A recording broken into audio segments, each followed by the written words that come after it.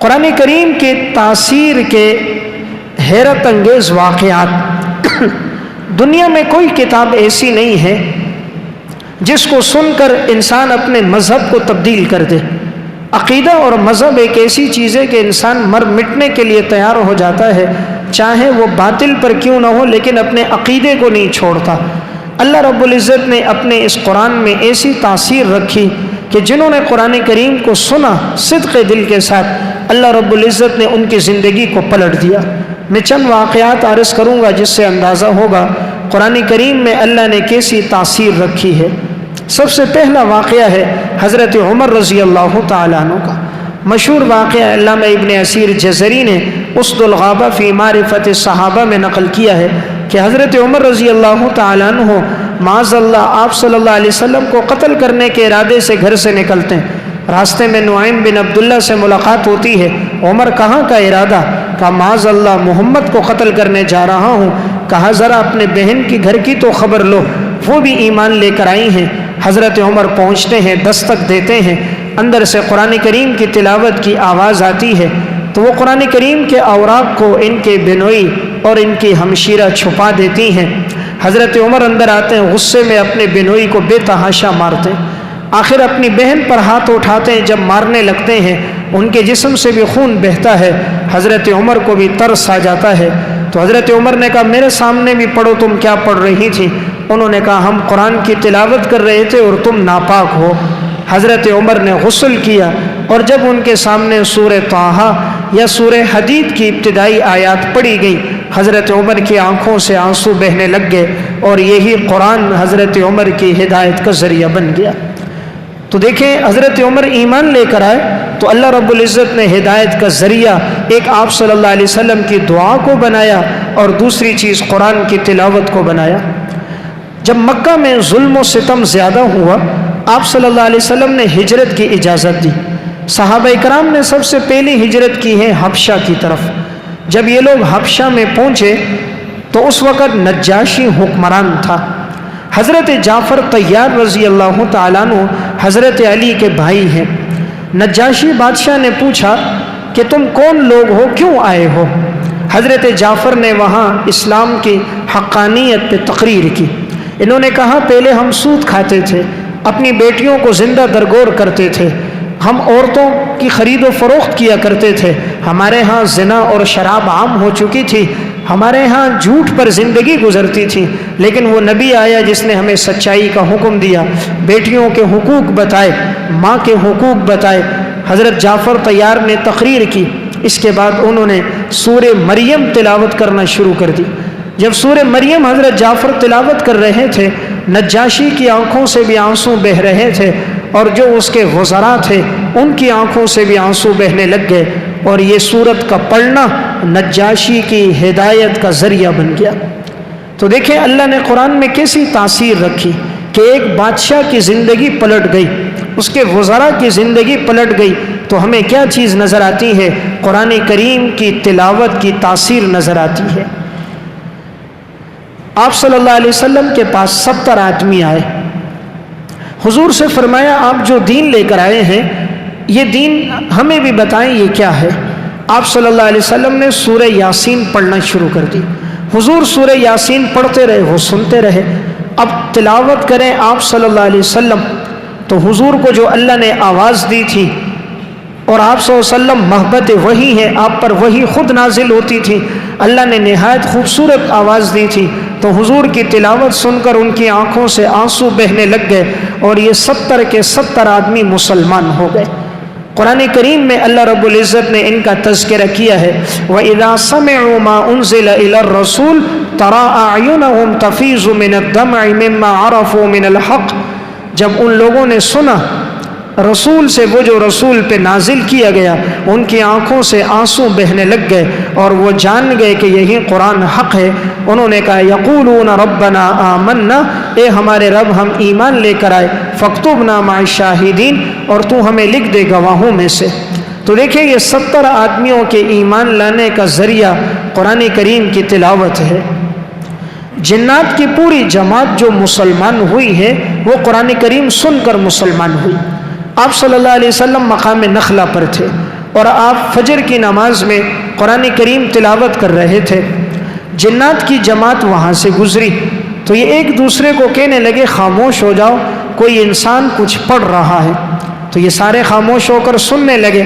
قرآن کریم میں سورہ جن میں بھی اس کا تذکرہ ہے اور سورہ احقاف میں بھی، وَإِذْ صَرَفْنَا إِلَيْكَ نَفَرًا مِّنَ الْجِنِّ يَسْتَمِعُونَ الْقُرْآنَ، اور جب جنات کی جماعت گزری انہوں نے قرآن کریم کو سنا، فَلَمَّا حَضَرُوهُ قَالُوا أَنصِتُوا، جب یہ لوگ آئے تو ایک دوسرے سے کہنے لگے خاموش ہو جاؤ۔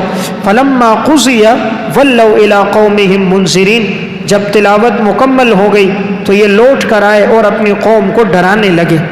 تو جنات کی جو جماعت مسلمان ہوئی وہ آپ صلی اللہ علیہ وسلم کی تلاوت سن کر مسلمان ہوئی۔ اس سے اندازہ کیجئے اللہ رب العزت نے تلاوت میں کتنی تاثیر رکھی ہے کہ جنات کی ہدایت کا ذریعہ بھی تلاوت ہے۔ حضرت جبیر ابن مطعم رضی اللہ تعالیٰ عنہ یہ فرماتے ہیں کہ میں مسجد حرام میں آیا، آپ صلی اللہ علیہ وسلم سورہ طور مغرب کی نماز میں تلاوت کر رہے تھے اور میں یہ سورہ طور سنتا رہا، حضور پڑھ رہے ہیں اور یہ سن رہے ہیں۔ جب نماز مکمل ہو گئی تو قرآن کریم کی تلاوت نے ان پر اتنا اثر کیا، حضور کے پاس آئے، کہا یا رسول اللہ مجھے کلمہ پڑھائیے میں مسلمان ہو جاؤں۔ اسی موقع پر جبیر ابن مطعم مسلمان ہو گئے۔ تو اللہ رب العزت نے تلاوت کے اندر بڑی تاثیر رکھی ہے۔ تو میں عرض کر رہا تھا دنیا میں کوئی کتاب ایسی نہیں کہ جس کو سن کر انسان اپنے مذہب کو تبدیل کر دے سوائے قرآن کریم کے۔ حضرت عثمان بن مظعون رضی اللہ تعالیٰ عنہ آپ صلی اللہ علیہ وسلم کے پاس آئے، کہا یا رسول اللہ آپ جو دین لے کر آئے ہیں اس کا خلاصہ بیان کریں۔ آپ صلی اللہ علیہ وسلم نے صرف قرآن کریم کی ایک آیت پڑھی، ان اللہ یأمر بالعدل والإحسان وإیتاء ذی القربى وینہی عن الفحشاء والمنکر والبغی یعظکم لعلکم تذکرون۔ یہ قرآن کی ایسی فصیح آیت ہے کہ اس میں مکمل زندگی گزارنے کا طریقہ موجود ہے۔ اس میں 3 اوامر ہیں، 3 نواہی ہیں۔ اس لیے مفسرین نے لکھا اگر قرآن کریم میں کوئی اور حکم نہ بھی آتا، کوئی صورت اور نازل نہ بھی ہوتی، یہ ایسی جامع آیت ہے کہ اس میں پوری زندگی گزارنے کا طریقہ موجود ہے۔ انہوں نے صرف قرآن کی یہ آیت سنی اور حضرت جو عثمان ابن مظعون رضی اللہ تعالیٰ عنہ مسلمان ہو گئے۔ تو میں عرض کر رہا تھا اللہ رب العزت نے قرآن کریم میں بڑی تاثیر رکھی ہے۔ ایک اعرابی کہیں سے گزر رہا تھا، اس نے دیکھا ایک بچہ قرآن کی تلاوت کر رہا ہے اور اس نے یہ آیت پڑھی فَاصْدَعْ بِمَا تُؤْمَرْ، خوب کھول کر وضاحت سے بیان کرو جس چیز کا تمہیں حکم دیا گیا۔ تو وہ دیہاتی اعرابی سجدے میں گرا اور اس نے سجدہ کیا۔ کسی نے پوچھا تو کس کو سجدہ کر رہا ہے؟ وہ چونکہ مسلمان نہیں تھا اس نے کہا میں اس کلام کی فصاحت کو سجدہ کر رہا ہوں۔ قرآن کریم میں جو فصاحت اور بلاغت ہے ہمیں تو چونکہ پتہ نہیں ہے، ہم قرآن کے ترجمے سے واقف نہیں، تشریح سے واقف نہیں، ہمیں معلوم نہیں یا ایھا الذین آمنوا کہہ کر اللہ رب العزت پورے قرآن میں 1 کم 90 مقامات پر ہمیں کیا حکم دے رہے ہیں۔ اے ایمان والو ہمیں کچھ پتہ نہیں، زندگی گزر گئی، ہم نے قرآن کا ترجمہ نہ پڑھا، تشریح نہ پڑھی۔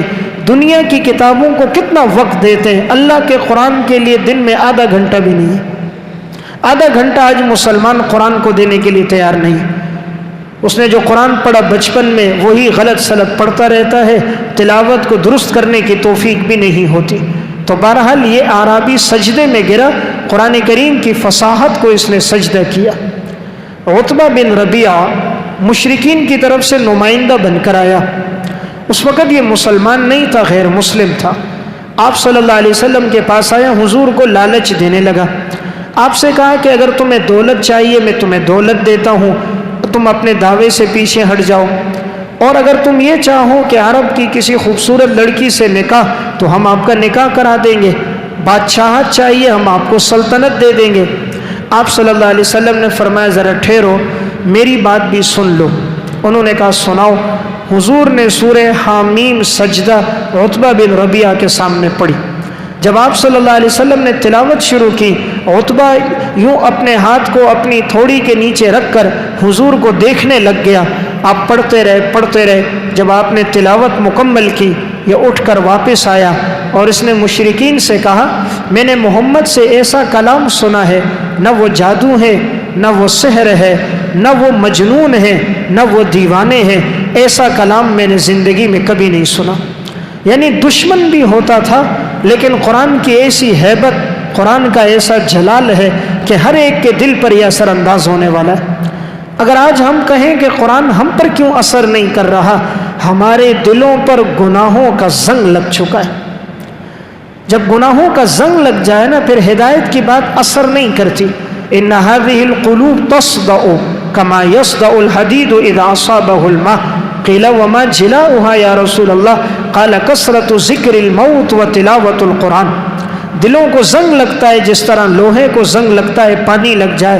اگر یہ زنگ اتارنا ہے، انسان کثرت سے تلاوت کرے، موت کو یاد رکھے، اللہ دلوں کے زنگ کو اتار دیتا ہے۔ ابن مقنع ایک عیسائی گزرا ہے، یہ وہ انسان تھا جو کہتا تھا میں قرآن کریم کے مثل لے کر آؤں گا، ابن مقنع۔ بعض نے اس کا نام ابن مقفع ذکر کیا۔ روح المعانی میں علامہ آلوسی نے بھی یہ واقعہ بیان فرمایا۔ اس نے کہا تھا میں قرآن کریم جیسی کتاب لکھوں گا۔ اب یہ آیتیں لکھتا، پھر دیکھتا قرآن کے مثل ہے یا نہیں، پھر اسے پھاڑ دیتا، پھر لکھتا، پھر پھاڑتا۔ ایک دفعہ اس نے کچھ لکھا، لکھنے کے بعد ایک گلی سے گزر رہا تھا، ایک بچہ اپنے گھر میں قرآن کریم کی تلاوت کر رہا تھا، اور گھر کے اندر دیوار میں کھڑکی تھی، کھڑکی سے آواز باہر آ رہی تھی۔ اس شخص نے باہر قرآن کی یہ آیت سنی، قال سآوی الی جبل یعصمنی من الماء قال لا عاصم اليوم من امر اللہ الا من رحم وحال بینہما الموج فکان من المغرقین وقیل یا ارض ابلعی ماءک ویا سماء اقلعی وغیظ الماء وقضی الامر واستوت علی الجودی وقیل بعدا للقوم الظالمین۔ ان آیات میں اتنی فصاحت اور بلاغت ہے کہ علم معانی، علم بیان، علم بدیع، علامہ آلوسی نے ذکر کیا ہے پورا فن بلاغت قرآن کی اس ایک آیت میں موجود ہے۔ تو چونکہ وہ فصاحت تو سمجھتا تھا، قرآن کی بلاغت کو جانتا تھا، اس ایک آیت کو سنا اور وہ اپنے ارادے سے باز آ گیا۔ اس نے کہا جس کتاب کی ایک آیت میں اتنی بلاغت ہو، اتنی فصاحت ہو، اس کتاب کی پورے قرآن میں کتنی بلاغت ہوگی۔ اس نے کہا میں قرآن کے مثل کتاب نہیں لا سکتا۔ ہم تو چونکہ فصاحت کو سمجھتے نہیں ہیں، ہم نے تو بس قرآن کو ایک برکت کی کتاب سمجھا ہے۔ کوئی بیمار ہے تعویذ بنا لو، کوئی مر گیا ہے تیجے 40ویں میں تلاوت کر دو، کوئی پیسے نہیں دے رہا تو مسجد لا کر قرآن پہ پیسے رکھ دو، کوئی نیا گھر بنایا بچوں کو بلا کر برکت کے لیے تلاوت کرا دو، بچی کو رخصت کرنا ہے قرآن کے سائے میں کر دو۔ ہم نے تو قرآن کو اس لیے رکھا، یہ قرآن تو زندہ انسانیت کی ہدایت کی کتاب تھی۔ حضرات سلف نے اتنی محنت کی قرآن پر، 2 لاکھ سے زیادہ تفسیریں قرآن کی لکھی گئی۔ قرآن کریم پر اتنی اہل علم نے اس کی خدمات کی اور قرآن کو وہ لوگ اپنی زندگی میں لے کر آئے۔ تو میں عرض کر رہا تھا اللہ رب العزت نے قرآن کریم کی تاثیر کے ایسی رکھی ہے کہ بہت سے لوگ اسے سن کر ایمان لے کر آئے۔ مولانا رحمت اللہ کرانوی کی کتاب ہے ازالۃ الشکوک، اس میں انہوں نے ایک واقعہ لکھا۔ ملا علی قوشجی رحمت اللہ علیہ بڑے عالم گزرے، ایک یہودی کے ساتھ ان کا مناظرہ ہوا۔ یہودی کو یہ قائل کرنے لگے لیکن وہ قائل نہیں ہوتا تھا۔ 1 مہینے تک ان کی بات چلتی رہی لیکن وہ یہودی نے اپنا مذہب نہیں چھوڑا۔ 1 مہینے کے بعد کسی دن یہ ملا علی قوشی تلاوت کر رہے تھے تو اچانک وہ یہودی پیچھے سے آیا، ان کو پتہ نہیں تھا، اور وہ ان کی تلاوت سننے لگ گیا۔ یہ پڑھتے رہے، وہ سنتا رہا، یہاں تک کہ جب تلاوت اس کی مکمل ہوئی وہ اس کے سامنے آیا اور یہود کے اس عالم نے کہا مجھے کلمہ پڑھاؤ، میں مسلمان ہوتا ہوں۔ ملا علی قوشجی نے کہا 1 مہینے سے مناظرہ کر رہا ہوں اور آپ ایمان نہیں لائے، اور آج آپ خود بخود ایمان لے کر آ رہے ہو۔ اس یہود کے عالم نے کہا کہ تمہاری جیسی بری آواز میں نے کسی کی نہیں دیکھی، یعنی تمہاری آواز بڑی ہی بری آواز ہے، لیکن آج تم قرآن پڑھ رہے تھے اور میں پیچھے سن رہا تھا، لیکن جب تم پڑھ رہے تھے تو مجھے سرور آ رہا تھا، خوشی مل رہی تھی اور میرے دل کو سکون مل رہا تھا۔ تو میں نے کہا جس انسان کی آواز اتنی بری ہو وہ پڑھے، اس کے پڑھنے سے اتنا سکون ملتا ہے، جس کی آواز خوبصورت ہو اس میں کتنا سکون ہوگا۔ یہ بات میرے ایمان کا ذریعہ بن گئی۔ تو میں عرض کر رہا تھا اللہ تعالیٰ نے دنیا کی کسی کتاب میں یہ اعجاز نہیں رکھا جو اللہ نے اس میں رکھا۔ امام ابن ہشام کی کتاب ہے سیرت ابن ہشام، اس میں انہوں نے واقعہ لکھا۔ یہ 3 بڑے کفار تھے، ابو جہل، ابو سفیان، اخنس بن شریق۔ یہ تینوں رات کے وقت آپ صلی اللہ علیہ وسلم گھر میں تلاوت کرتے تھے، تو یہ لوگ تینوں چھپ کے آ جاتے، ایک طرف کونے میں ایک بیٹھتا، دوسری جگہ دوسرا بیٹھتا، تیسری جگہ تیسرا بیٹھتا۔ یہ ایک دوسرے کو بتاتے نہیں تھے۔ حضور رات کو تلاوت کرتے تو یہ باہر سنتے رہتے۔ ایک دن ایسا ہوا یہ اٹھ کے جانے لگے، اندھیرا تھا، اتفاق سے ان کی آپس میں ملاقات ہو گئی۔ تو انہوں نے ایک دوسرے کو برا بھلا کہا کہ صبح تو محمد کو برا بھلا کہتے ہو اور رات کو آ کر محمد کی تلاوت سنتے ہو۔ تو انہوں نے کہا چلو آئندہ نہیں آئیں گے، لیکن پھر برداشت نہ ہوا، اگلے دن پھر یہ چھپکے سے گھر نکل کر آ گئے اور یہ تینوں مختلف جگہوں پر بیٹھ کر چھپ کے سننے لگے۔ پھر جب حضور کی تلاوت پوری ہوئی تو یہ جانے لگے، اتفاق سے پھر ان کی ملاقات ہو گئی۔ پھر ایک دوسرے کو برا بھلا کہا، چند دن گزرے، تیسری مرتبہ پھر یہ لوگ آئے، بیٹھے اور تلاوت سنی، جانے لگے، پھر ملاقات ہو گئی۔ تو تیسری دفعہ جب ہوئی تو اگلے دن یہ اخنس بن شریق ابو سفیان کے پاس گیا، کہا صبح تو تم لوگ کہتے ہو ایمان نہ لے کر آؤ، یہ محمد مجنون ہے، معاذ اللہ ساحر ہے، رات کو تم محمد کا کلام سنتے ہو، سچ بتاؤ بات کیا ہے؟ ابو سفیان نے دبے الفاظ میں کہا کہ محمد جو کچھ کہتا ہے سچ کہتا ہے، محمد جو پڑھتا ہے اس کا مثل کوئی نہیں، اور اس کے سننے سے دل کو سکون اور راحت ملتی ہے، لیکن چونکہ ہمیں اپنی بادشاہت کا ڈر ہے اس لیے اب ہم محمد پہ ایمان نہیں لاتے۔ ابو سفیان اگرچہ بعد میں ایمان لے آیا تھا لیکن اس وقت نہیں لایا۔ اب یہ اخنس بن شریق ابو جہل کے پاس گیا اور اس سے کہا تم اتنی مخالفت کرتے ہو اور رات کو ان کا کلام بھی سنتے ہو۔ تو اس نے آگے سے جواب دیا کہ بات یہ ہے ہمارا قبیلہ الگ ہے، محمد کا قبیلہ قریش الگ ہے، جس چیز میں بھی یہ لوگ آگے بڑھے ہم نے ان کا مقابلہ کیا۔ ان لوگوں نے سخاوت کی، ہم نے بھی سخاوت کی، انہوں نے غریبوں میں مال تقسیم کیا، ہم نے بھی تقسیم کیا، انہوں نے بیواؤں کو گھر دیے، ہم نے بھی گھر دیے، یہ لوگ لڑائی میں آگے نکلے، ہم بھی نکلے، یہ شاہ سوار بنے، ہم بھی شاہ سوار بنے، انہوں نے مقابلے کے دوران مقابل کو قتل کیا، ہم نے بھی قتل کیا، لیکن اب ان میں ایک نبی آیا، اس نے نبوت کا دعویٰ کر دیا، اب ہمارے اندر تو کوئی نبی نہیں ہے اس لیے ہم اس کو نہیں مانتے، باقی محمد جو پڑھتا ہے وہ ٹھیک پڑھتا ہے۔ یعنی یہ وہ شہادت تھی، یہ وہ گواہیاں ہیں کہ جو دشمن بھی زبان سے کہہ رہا ہے کہ محمد جو کلام لے کر آیا اس کا مثل نہیں۔ تو میں نے یہ چند واقعات عرض کیے قرآن کریم کی تاثیر کے، کہ دنیا کی کسی کتاب میں وہ تاثیر اللہ نے نہیں رکھی جو اللہ رب العزت نے اپنے اس کلام مقدس میں رکھی ہے۔ اس لیے ہمیں کوشش کرنی چاہیے کہ ہم اپنی زندگی میں قرآن کریم کو زیادہ سے زیادہ لے کر آئیں اور اپنی زندگی کا حصہ قرآن کی تلاوت کو بنائیں۔ میں آخری واقعہ سنا کے بات ختم کرتا ہوں۔ اللہ رب العزت نے کسی اور کتاب کی حفاظت کی ذمہ داری نہیں لی، لیکن قرآن کریم کی حفاظت کی ذمہ داری اللہ نے لی۔ امام قرطبی رحمۃ اللہ علیہ متوفہ 671 ہجری، تفسیر قرطبی میں انا نحن نزلنا ذکر کے ذیل میں انہوں نے ایک واقعہ لکھا۔ مامون الرشید کا دور تھا۔ مامون ہر سال ایک محفل منعقد کرتا تھا جس میں یہود کے علماء کو بھی بلاتا، نصارہ کے بھی، مسلمان علماء کو بھی بلاتا تھا اور آپس میں باس مباحثہ ہوتا، علمی گفتگو چلتی۔ ایک یہود کا عالم تھا، اس نے جب مامون کے سامنے گفتگو کی تو بڑی فصیح بلیغ گفتگو کی۔ مامون الرشید اس سے بڑا متاثر ہوا۔ مجلس ختم ہوئی، مامون نے اسے قریب بلایا اور بلا کر اسلام کی دعوت دی کہ بھئی تم مسلمان ہو جاؤ، لیکن وہ مسلمان نہ ہوا۔